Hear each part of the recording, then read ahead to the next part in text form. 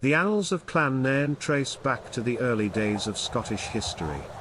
One of the earliest known records introduces us to Adam de Marryn, a chaplain at the altar of the Blessed Virgin in Inverness. This marks the beginning of the Nairn name's presence in the region.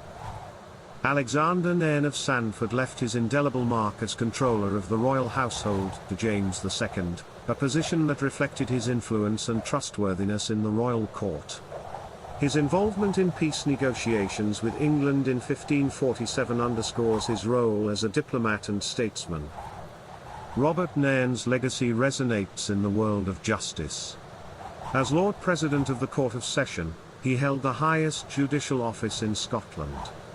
His son, Robert Nairne of Strathford, distinguished himself as a royalist supporter of Charles I, enduring imprisonment in the Tower of London after the Battle of Worcester.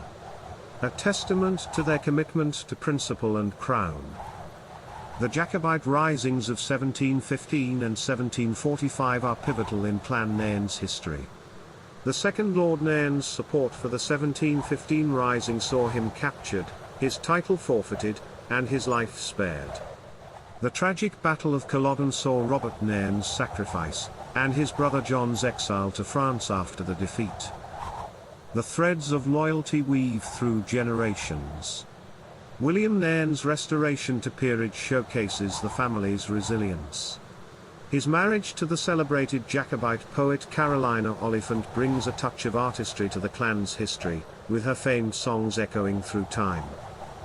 From legal luminaries like Sir William Nairn of Dunsinane, who ascended to the bench with the title Lord Dunsinane, to trailblazers like Michael Nairn of Kirkcaldy, whose impact on the Scottish linoleum industry resonates to this day, the Nairn name continued to mark itself in various fields. Charles Nairn's journey across the Atlantic led him to become a professor of philosophy at Columbia University in New York. And Ainsley Nairn of Ballincreef carries forward the clan's legacy in the legal realm, particularly in matters of peerage and heraldry.